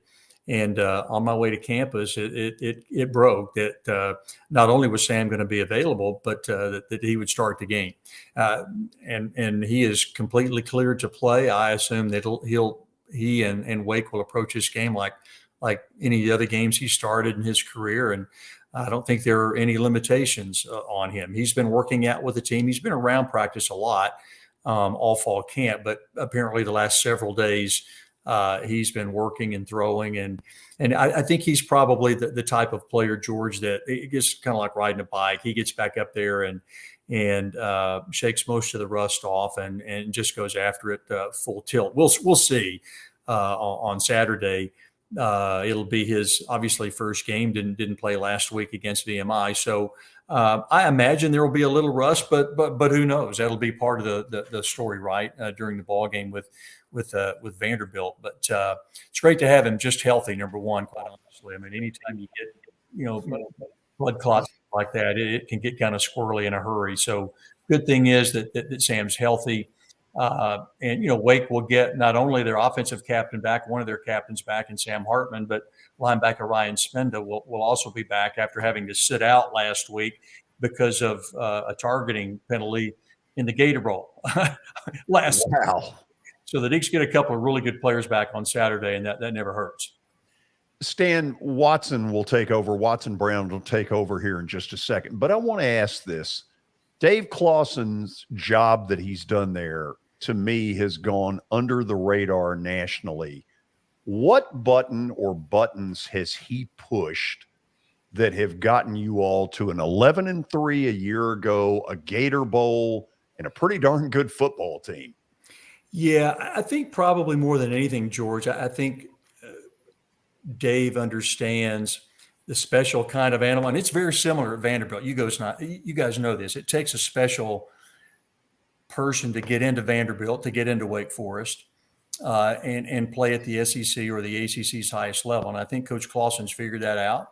And Wake Forest, obviously a very, very small school. And I think he uses that to his advantage. It's not something that you kind of hide. I mean, he goes in and talks to moms and dads about the kind of degree that your kid's going to get if he comes to Wake Forest, the kind of football he'll be able to play, and the teams against whom he'll play. So he has figured out the guy that he can get in school, the guy that he can keep in school, and the guy that compete at a high level. And he's found a lot of those guys the last several years. The last 3 or 4, I think, have probably been his best recruiting years.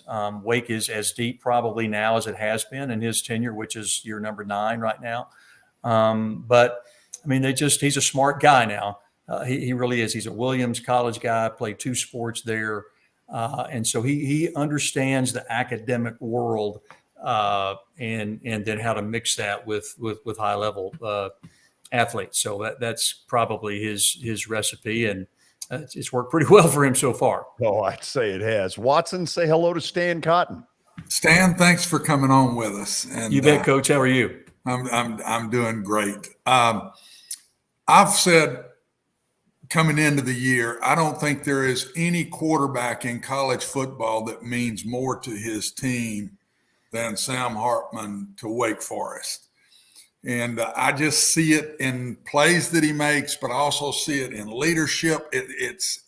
You can see everybody cling to him when it's time to make a play.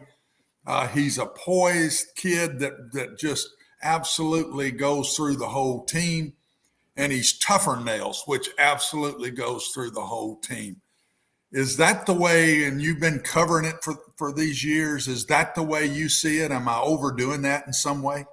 No, not at all. You've got Sam pegged pretty well. He's a great guy in the locker room, number one. And I think probably, you tell me, Watson, more than any other position, if your quarterback's not a popular guy, that's not a good thing. And but he's popular because he's selfless, right? And he's willing to do anything and everything that the coaches have asked him to do. And he's just a good unifier. And again, that's always good to have in the locker room. And he's a hard worker. He's kind of a gym rat, if you will, of the football team. They're early, they're late, and is a guy that has a very short memory. Makes a bad play, moves on to the next one. So he's just a good leader, good citizen, comes from a great family, really intelligent guy. And I think understands very clearly what Dave Clawson and Warren Ruggiero, the offensive coordinator, want of him and expect of him. It's a unique offense that they run at Wake Forest, and he's been around a long time now, and so he gets it, he understands it, and so much of what Wake Forest does comes after the snap of the football, and so he's a guy that's able to make those split-second decisions, make the right choice more times than not. And I think you're right. He's very, very important to this team, although Mitch Griffiths was terrific last week against VMI in his first start. But Sam Hartman's a proven winner. He's a proven leader. He's an old guy. He's been around, a fourth-year junior now. And, this is his team. And I look forward to having him back on Saturday. Last thing about Sam, Stan, to me, I give Coach Clawson and his staff an unbelievable lot of credit. And I think this offense, personally, was put together and built around Sam. And I think that they knew what they had. And I think they couldn't be using him any better, to me, Stan, because everything he does, he looks natural in doing it. And so many offenses don't let the quarterback do that. And that's what I see. So I personally give the staff a lot of credit in building it around Sam. Yeah, I think, you guys have talked about Coach Clausen being kind of under the radar. I think Warren Ruggiero, the offensive coordinator, is he's a genius now. This is his offense that he's really put together, and he recruits the quarterbacks, and he knows exactly what he wants, the type of athlete, the type of player, the type of young person that it's going to take to be successful and in the offense. And without question, Sam Hartman is the perfect guy. And as we saw last week, Mitch Griffiths, and I think Mitch is going to play a lot of football at Wake Forest in the future. He was terrific last week and looked an awful lot like some of the other quarterbacks that Ruggiero and Clausen have recruited to be in this offense. So I think your point's well taken. I think Sam is the perfect guy for this offense, for this team, and the way that Coach Clausen and Coach Ruggiero want to use him. He doesn't make a whole lot of mistakes. He really doesn't. He's not perfect. No quarterback is, but he rarely makes a mistake that's going to be just critical, right? Doesn't turn the ball over. Very rarely does he do that, and more times than not gets Wake into the right play. Yeah, we've watched Vanderbilt stand here 2 weeks, and I really can't tell you how good, not good. I know they're better. I know they're coached better, but I have no clue.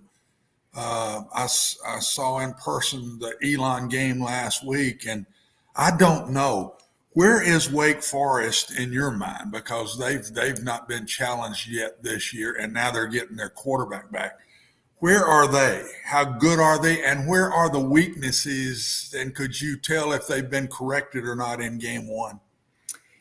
Well, there was some concern after last year about defensive consistency.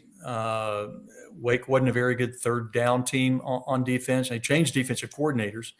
Now, in full disclosure, Brad Lambert, the new defensive coordinator, is a very good friend of mine, so I'm going to say good things about him. But he's an awfully good football coach. He and I met 1,000 years ago in the early 90s. We were at Marshall together. He was on Jim Donnan's staff at Marshall, won the national championship at the 1AA level in 92. And then that whole crew went to Georgia for a time, as you guys know.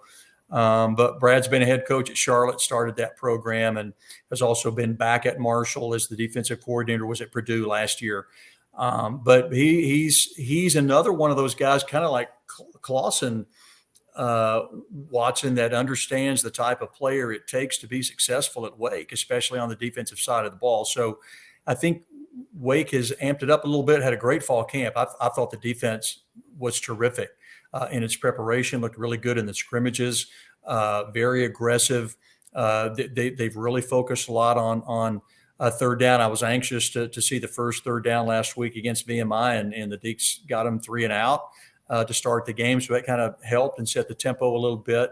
And I think this has got to be a Wake defense that turns people over like it has consistently the last few years. So I think Wake Forest has taken it up a notch or two defensively. We'll see. Certainly Vanderbilt is going to pose a lot of problems that VMI did not.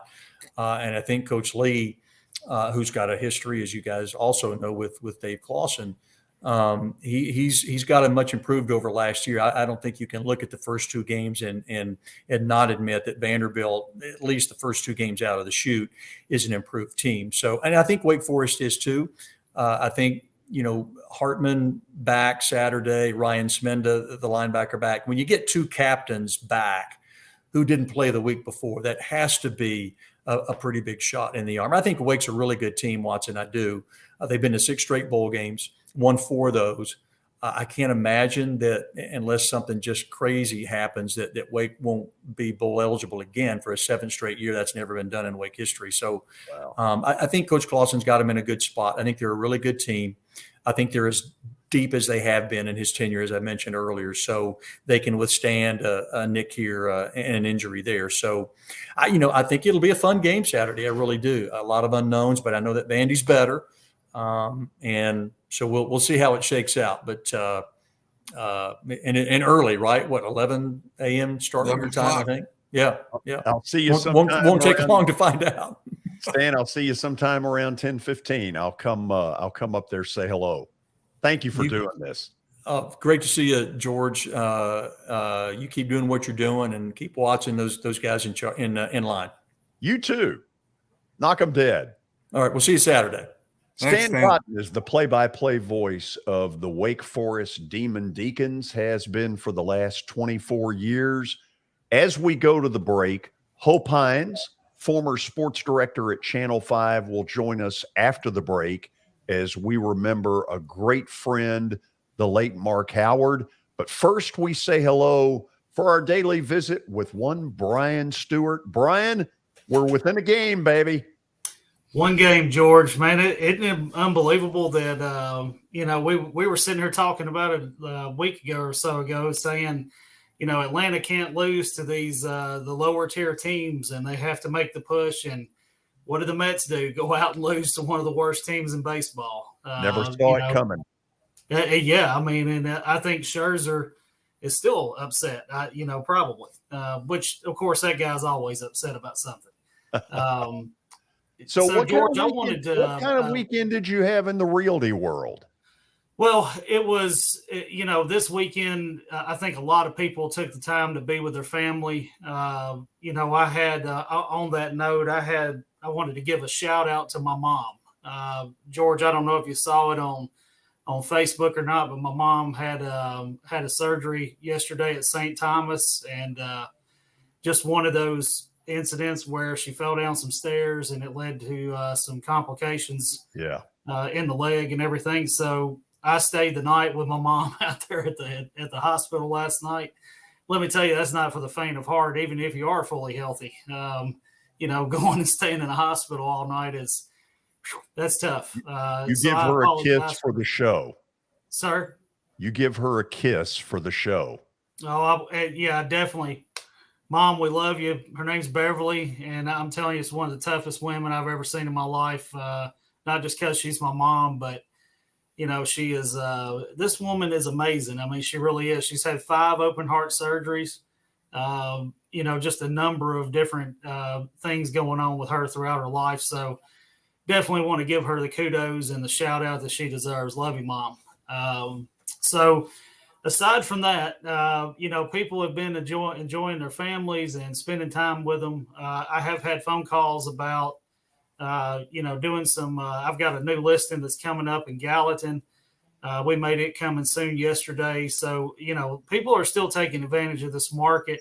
The buyers are out there. So if you are thinking about, or you're on the fence about selling your home and you're thinking, oh man, I missed my boat, the market is over for a seller, that is not the case. You are still getting the offers that you want.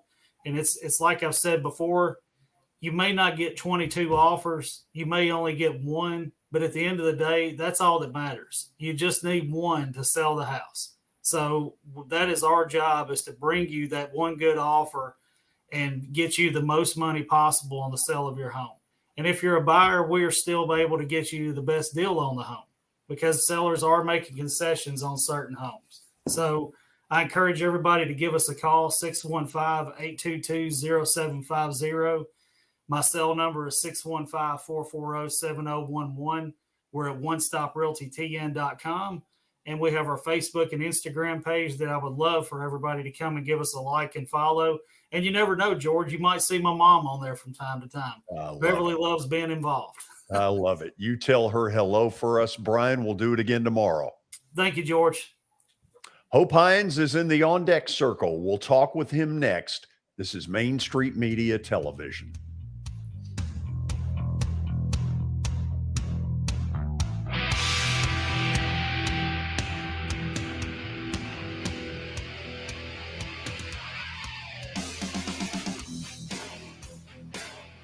Jody Jones Dentistry can handle all your dental needs, from the basics to cosmetic procedures. All of this in the nicest dental facility I have ever seen. Jody has done it right. They're located conveniently at 55 Music Square East, and for an appointment, it's simple. Dial 615-259-5100 and tell them Plaz sent you.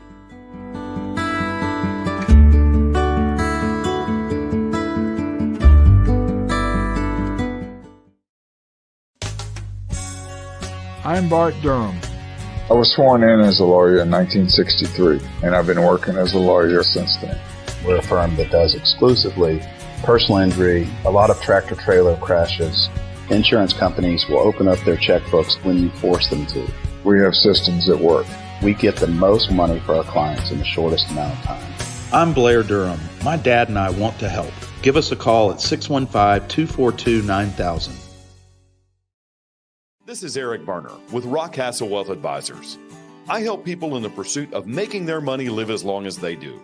People hire me because I use a customized, individualized, and personal approach for the person I'm working with. Everyone's situation is different. If you've lost a spouse or a parent and want to make sure your inheritance is utilized and does not just disappear, I can help with that. Call me at 615-235-1058 or email eric@rockcastlewealth.com. Serving Williamson and surrounding counties, Bone and Joint Institute of Tennessee offers comprehensive orthopedic care with 16 subspecialized physicians. Our practice provides high-tech care with a hometown touch. We offer physician clinics, physical and occupational therapy, advanced imaging, and surgical services, including interventional procedures. Call us at 615-791-2630. We're Bone and Joint Institute of Tennessee. High-tech care with a hometown touch. The high school football season is here, and nobody handles Friday nights better than Main Street Media. Here's Zach Womble with details. That's the name of the game here at Main Street Media and Main Street Preps. Is, we've been doing this for a long time now, and I think you hit on it. We've got an army of reporters across all of Middle Tennessee. I think there's about 130 schools in the Middle Tennessee area, and we try to cover all of them. We cover about 11, 12 counties at this point. And those Friday night shows, it's we're gonna show that off. We're gonna showcase the talent that we have on the field with reporters across several mid-state games on the weekly basis. So whether you're in Williamson County, whether you're in Giles County or Murray County or Montgomery or Robertson or anywhere in between, we're gonna have you covered from 6 to 11. Friday Night Live is presented by the Tennessee Highway Safety Office, where fans don't let fans drive drunk.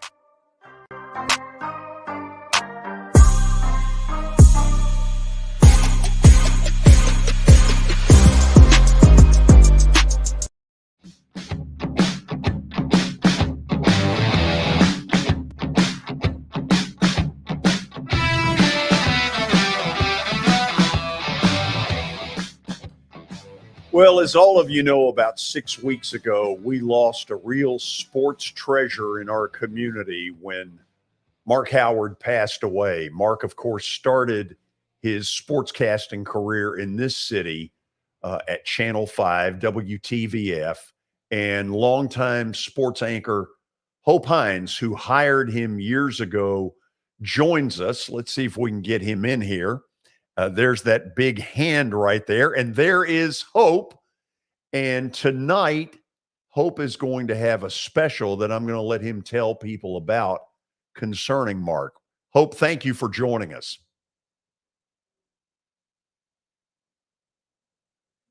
Well, Hope, I think we're going to need you to unmute your mic.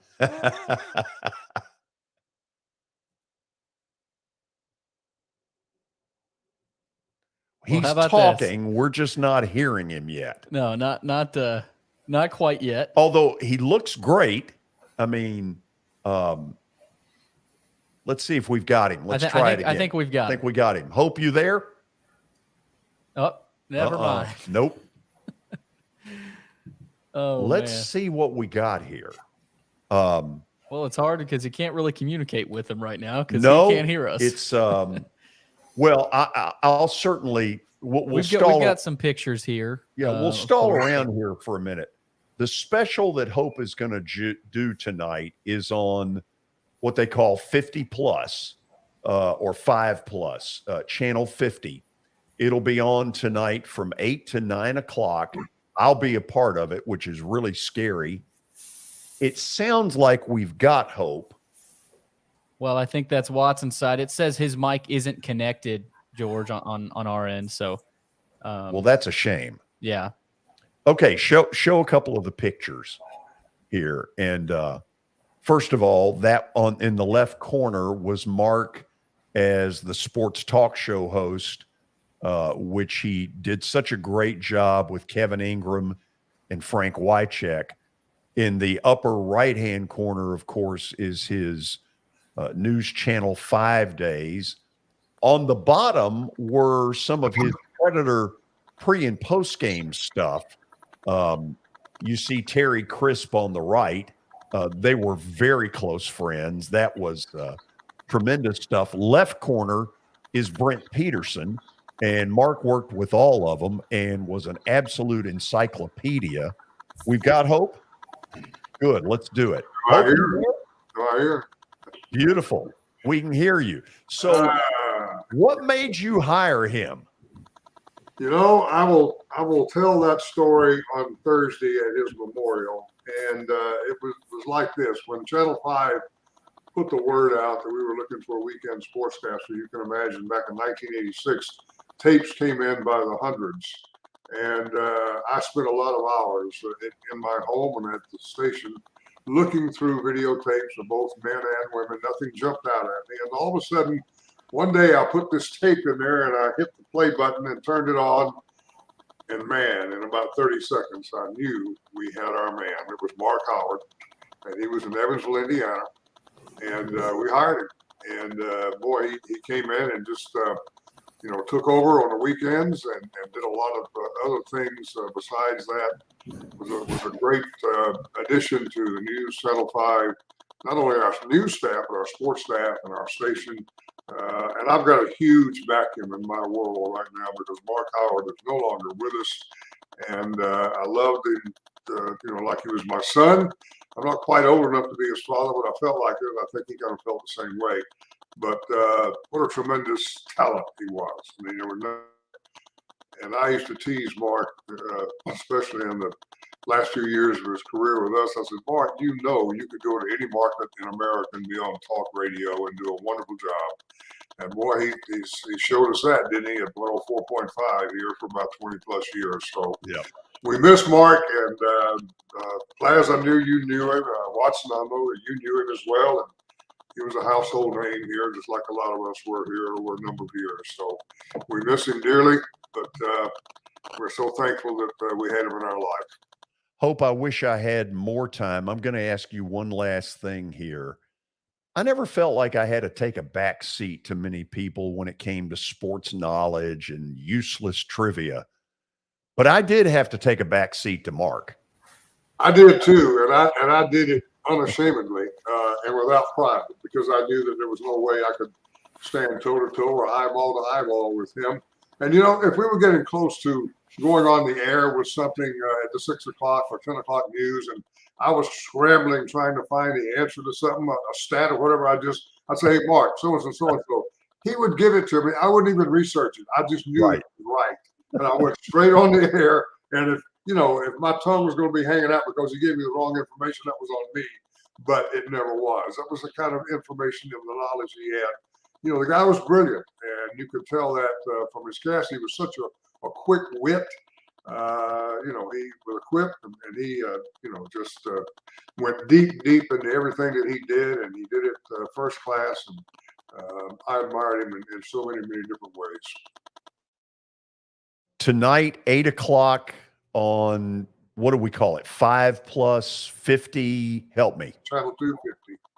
Channel 250 on cable. So yeah, 8 o'clock to 9 o'clock, and we'll have you, and we'll have Jack Sells, and we'll have Larry Britton Jr., and we'll have Kevin Ingram, and we'll have Brian McKeegan, who was our sports producer all during those years at Channel 5. Oh, yeah. Looking forward to it. Oh, I am as well. Hope, thank you for taking the time to come on. I'm sorry we couldn't get the mic working earlier, but I think we got the important stuff out there. Thank you very much, George. Good to see you. And good to see you too, Watson. Good to see you, Hope. You look great, man. So is you, man. You're getting old, I can tell that. Yes, I am, but I'm not catching you yet.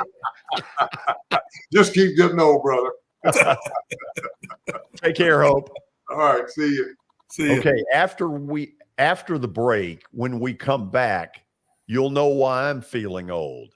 The plaster bet of the day, but unfortunately, we have to review what happened over the weekend. I would describe it as the betting Hindenburg. It was awful. This is Main Street Media Television.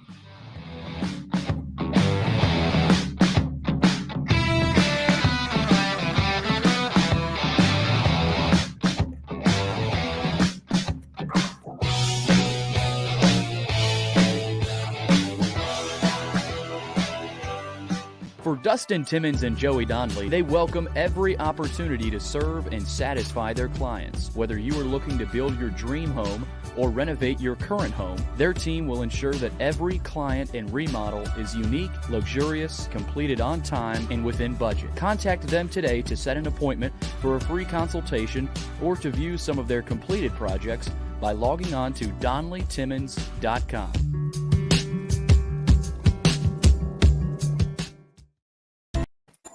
This is attorney Bart Durham, and this is me. I'm Aaliyah. Keeping in good physical condition is really important to me.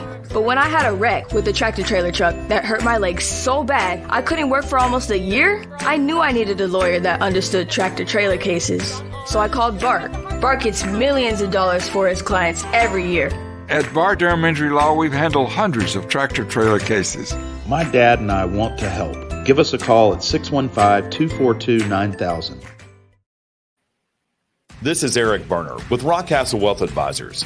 I help people in the pursuit of making their money live as long as they do. People hire me because I use a customized, individualized, personal approach for the person I'm working with. Everyone's situation is different.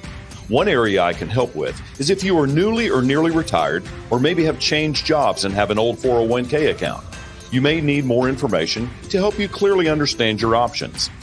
Call me at 615-235-1058 or email Eric at rockcastlewealth.com.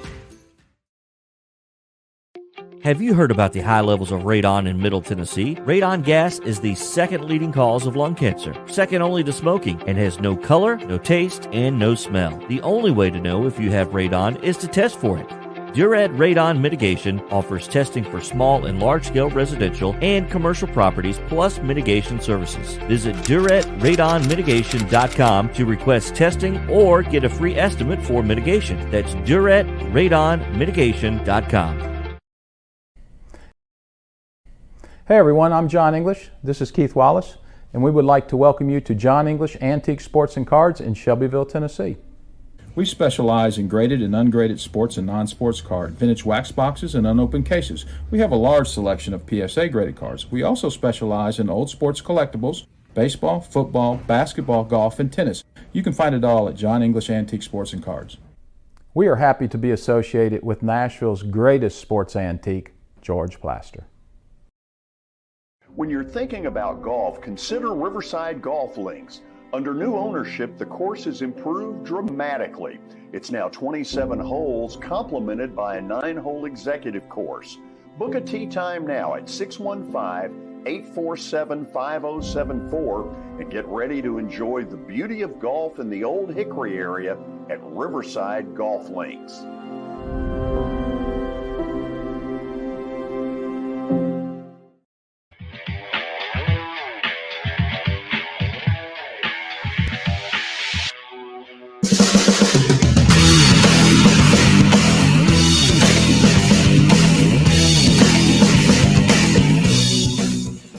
It's about that time again. Plaster's Bet of the Day, powered by Bart Durham Injury Law. Since 1975, Bart Durham has aggressively protected the rights of a broad range of victims of car accidents and personal injury in both Tennessee and Kentucky.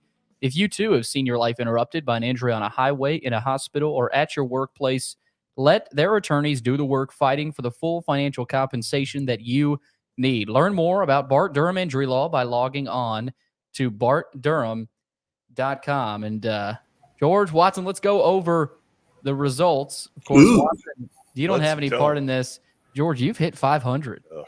Brutal weekend. Yes. 23-23 now. You lost those two on Thursday night, and then Friday, your weekend bets, no bueno. They sucked. Your only win was Nevada. The teaser lost as well. Illinois and Utah didn't pull through. We got to get you back on track. Yeah, Watson, the disappointment was I had a 2-team teaser. Arkansas at a pick, Virginia Tech at a pick. How pathetic. Virginia Tech's a fraud. Virginia Tech was a killer, man. That was one you thought was probably the safest. They can't beat Old Dominion.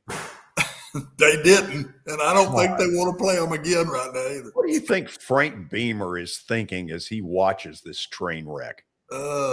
Frank's thinking it hadn't been very good since I left. No. So, Watson, tonight we go with a reliable. Old reliable. And look at the emblem on the right. And don't be calling saying, we've what's the word I'm looking for here? That not politically correct on the right. This is politically incorrect. But you know what? Screw it. We've got to get a win. And we're going to get it whether it's the Tomahawk or that guy on the right. Watson, we're taking the Braves minus a 1.5 at Oakland. And I believe tomorrow we will be back over 500. The good old Oakland A's, they're right there for you, George, when you need them, man. So. Man, you need it. There are still debts available. You need to keep them in Oakland for a week if you can. There will be nobody there tonight. No, Major League nobody. Baseball's got to do something. The only people that will be there tonight will be Braves fans. Those A's players deserve better than that. Watson, tomorrow, I think we got a good show. Vanderbilt football coach Clark Lee during the 4:00 hour. And if we're lucky, we will go to Tuscaloosa during the 5:00 hour where I say that Alabama needs to join the AFC. I think they'd be favored if they did. Woo! They are good. Jags. By the way, they just scored again about 45 seconds ago. The Jags would not want to deal with them. No.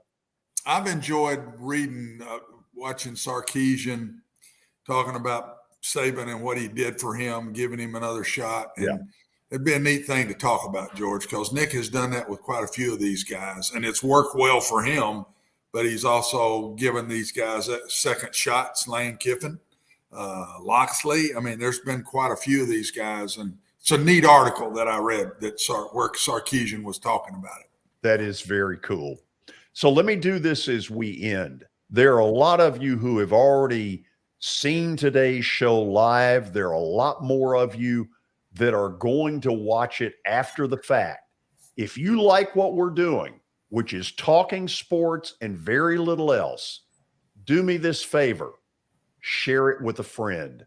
For Watson Brown and for Billy Derrick, George Plaster, you've been watching Main Street Media Television.